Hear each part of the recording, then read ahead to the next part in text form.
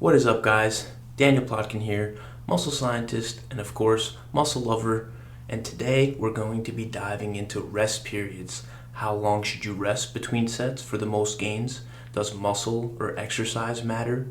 Do you have to make up for shorter rests by doing more sets? And all of that juicy stuff. So first, a bit of physiology. A motor unit is a motor neuron and all the fibers that it innervates.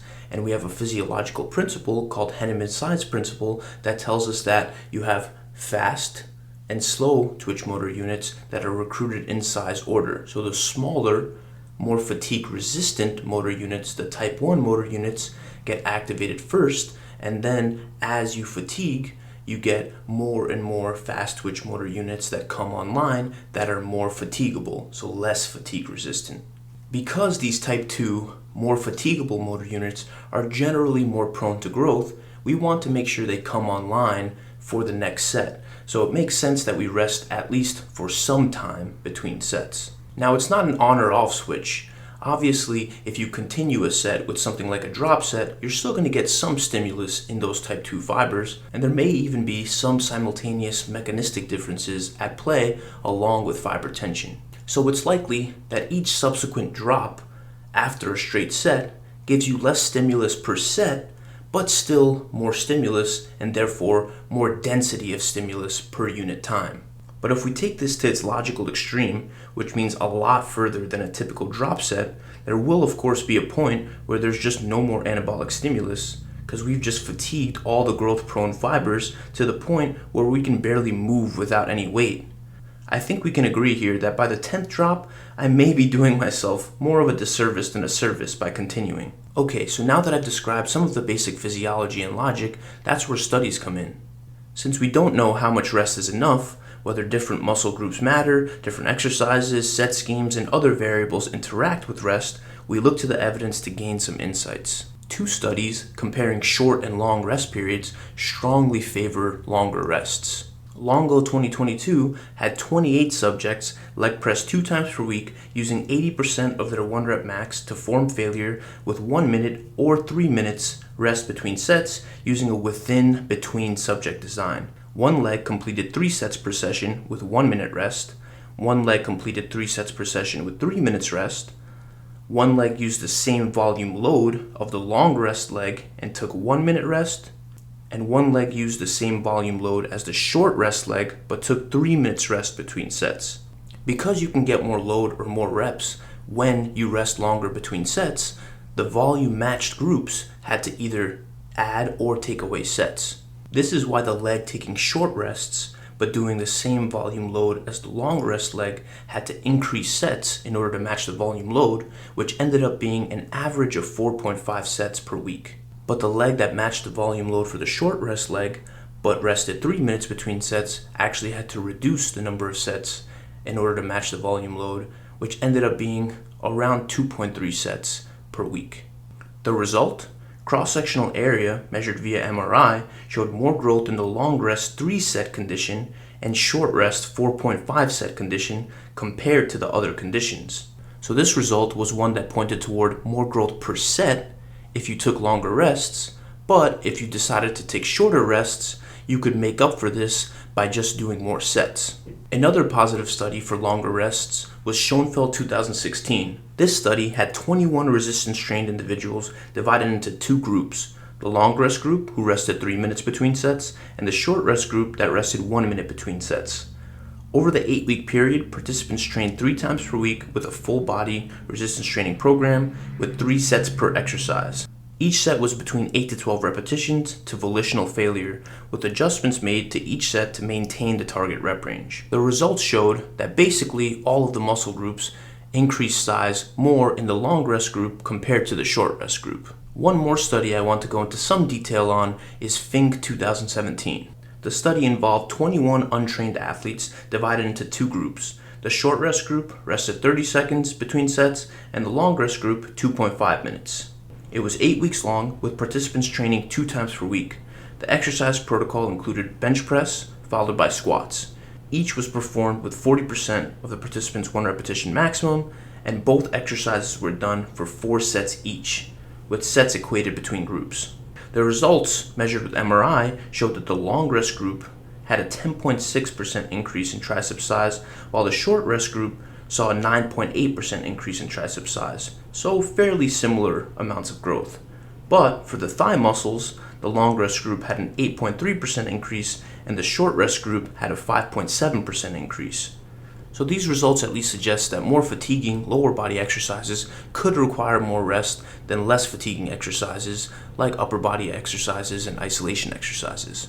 Some studies that I think are worth mentioning, but I won't go into too much detail on, but lean toward better growth for long rests, are Vargas 2019 and Manjin 2015. Both studies used 3 versus 1 minute. Vargas found no growth with short rest in well-trained individuals and about a 2% increase in lean body mass in the long rest group. And Manjin had DEXA values that consistently favored long rest, but the ultrasound measures were a bit all over the place. Then there were a couple of neutral studies. Ozaki 2017 had untrained participants' arms randomly assigned to high load using 80% 1RM with long rests, or low load with 30% 1RM using short rest periods. The high load group performed 3 sets of bicep curls with 3 minutes rest, while the low load group did 3 sets with 90 seconds rest in between sets. Both groups increased their biceps cross-sectional area by about 15%, with no differences between groups. So this is another study that at least suggests that for isolation exercises, it's not really necessary to take very long rest periods. De Souza 2010 had 20 recreationally trained males with at least 1 year of resistance training experience participate in the study.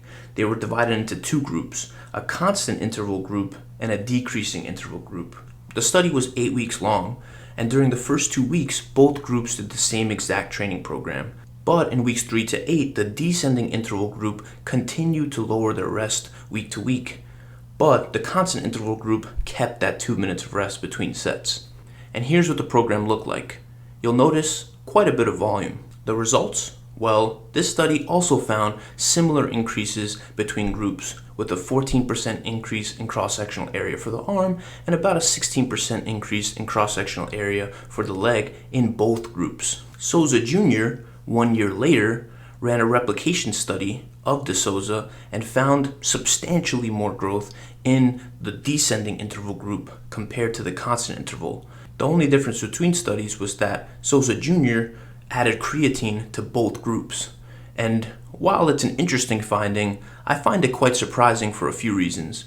One is that the amount of growth overall was extremely large. And 2 is that why would you expect such a stark difference just by adding creatine? Overall, it's simply one study, and we know not to put too much stock into any individual study, so we just chalk it up to interesting, but obviously we'd want to see more evidence and put it into the context of other evidence. It's also possible that some of the individuals in the descending interval group got a hold of Mama's special sauce, so who knows? Now briefly, some studies I didn't cover but that are commonly considered.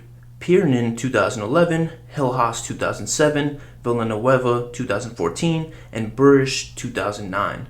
Some issues that caused me not to consider these studies was the use of BIS or circumference measures for their main hypertrophy measure, unclear or different proximities to failure due to how volume load was equated, and lack of compliance, meaning one group showed up to way more sessions than the other. Okay, so how do we put this evidence together into some practical takeaways? Well, we have a few studies that point toward long rest being better for hypertrophy. Then we have a couple of studies that point toward up to 3 minutes of rest being unnecessary, especially for isolation movements and upper body movements. And then we have 2 studies with full body programs using descending rest periods, one that was neutral for gains and the other that showed positive results for the short rest period. There's 2 things that I'd like to point out here. One relates to the descending rest intervals. If it's true that less rest equals less gains, then there's probably going to be a threshold at which the rest is too little in order to create the maximum amount of gains. But these studies were 8 weeks long, and the first 2 weeks were the same exact training program. So basically, the first few weeks were actually pretty close in terms of rest period. So it's not super well designed to actually get at the specific question. The next point is a bit more important. It's true for the rest period literature and honestly pertains to any applied question.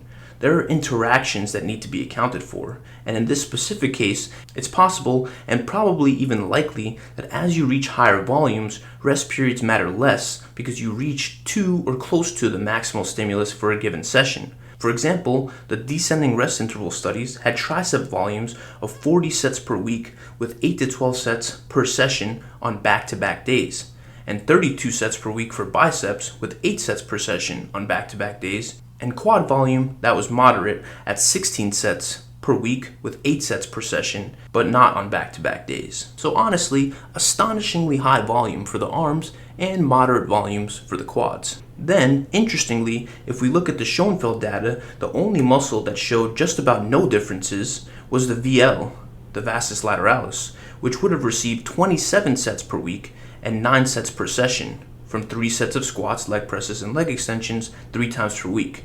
Do I personally think this is a slam dunk for short rest periods mattering less at higher volumes? No, it's just 2 studies. But from a theoretical standpoint, if this holds true, you have to think about the trade-offs of doing more sets and less rest over time, because while these studies are 6, 8, 10 weeks long, is doing that amount of sets with short rests over a longer period of time going to cause you to have to deload more often and other factors that are related to fatigue? Overall, I do want to emphasize that the evidence in this area is simply pretty weak overall. We don't have a whole lot of studies, and the studies that we do have a lot of variables that were different, which make it hard to compare them head to head.